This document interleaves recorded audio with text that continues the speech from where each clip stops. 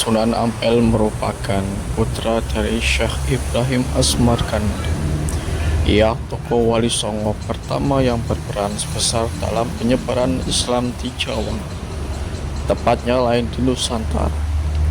Sunan Ampel mendirikan pesantren Ampel Delta untuk mendidik para kader penggerak takwa Islam seperti Sunan Giri, Raden Patah, Raden Kusen, Sunan Bonang, dan Sunan Derajat.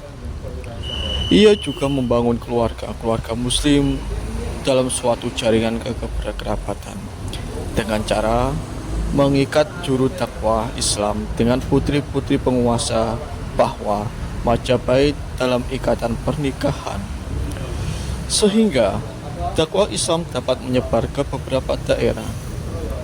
Sunan Ampel menikahi putri dari Bupati Tuban, Arya Tejo, yang juga merupakan cucu dari Arya Lembu Suro, Raja Surabaya yang beragama Islam. Jejak dakwah Sunan Ampel tidak hanya di Surabaya dan ibu kota Majapahit, melainkan menyebarkan hingga di daerah Sukatama di Kalimantan. Raden Rahmat bersama ayahanda ke Jawa untuk menyebarkan dakwah Islam, disertai dengan suara saudara tuanya Ali Huzada dan kawannya bernama Abu Hurairah, putra dari Raja Campa, merupakan datang ke Tuban. Mereka menetap di Tuban selama beberapa saat sampai suatu ketika sang ayah wafat. Raden Rahmat sempat berangkat ke Majapahit menemui bibinya yang dinikahi Raja Majapahit yang memeluk agama Buddha.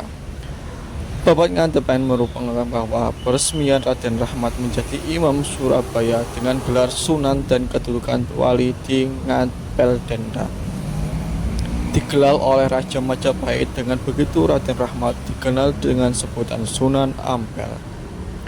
Dalam perjalanan menuju Ampel, Raden Rahmat melewati daerah Pari, Krian, Wonokromo, dan Kembang Kuning yang merupakan wilayah Tuban. Pernikahan itu melahirkan dua putri. Dari pernikahan itu melahirkan dua putri bernama Mas Murtosia dan Mas Murtosima. Selama beberapa diam di Bangkuning, Raden Rahmat berpartisipasi dalam upaya menyebarkan dakwah Islamiyah sekitar tempat tinggalnya, terutama melalui masjid yang dibangun. Menurut serat wali sana, Raja Majapahit tidak langsung mengangkat Raden Rahmat di Ampel Delta, melainkan menyerahkannya kepada Adipati Surabaya, bahwasanya bernama Arya Lembu Suro yang beragama Islam. Dakwah merupakan tugas setiap muslim sesuai dengan sabda Nabi Muhammad SAW.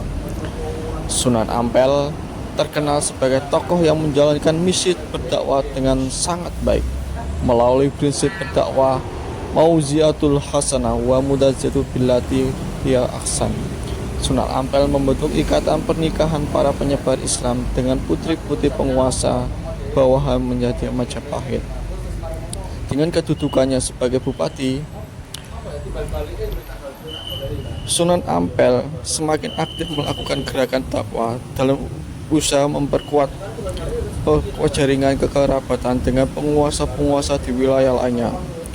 Berdasarkan babat tanah Jawi, salah satu upaya yang dilakukannya adalah dengan menikahkan Khalifah Husain dengan putri Arya Baribin, Adipati Madura. Usahanya ini dilanjutkan pada putrinya ketika keduanya beranjak dewasa. Sunan Ampel juga mengajarkan murid-muridnya membaca Al-Quran, kitab-kitab mengenai ilmu syariat, tarekat, dan ilmu hakikat, baik lafal maupun makna. Raden Rahmat juga mencontohkan kehidupan yang zuhud dengan melakukan riyadhah ketat atau tidak makan tidur, mencegah hawa nafsu, tidak tidur malam untuk beribadah kepada Allah Subhanahu wa Ta'ala. Dengan mengajarkan ilmu tasawuf, Sunan Ampel dianggap sederajat dengan para guru suci Swiwais yang pernah melakukan ikhsan, yang diberi sebuah kehormatan susuhunan. Sebutan diberikan kedudukan sebagai Raja Surabaya yang berkediaman di Ampel.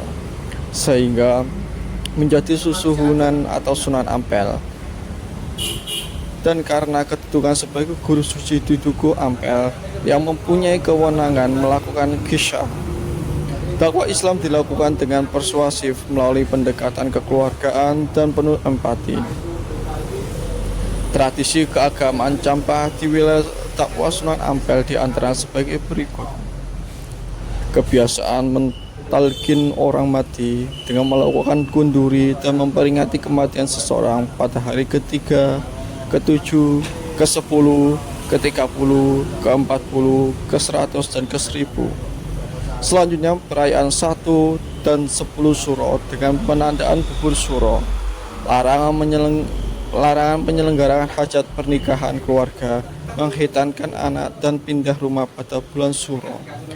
Berikutnya tradisi Rebo Wekasan atau Arba'ah akhir di bulan Syafar. Berikutnya tradisi Nisfu Sa'ban, paham wahdatul wujud,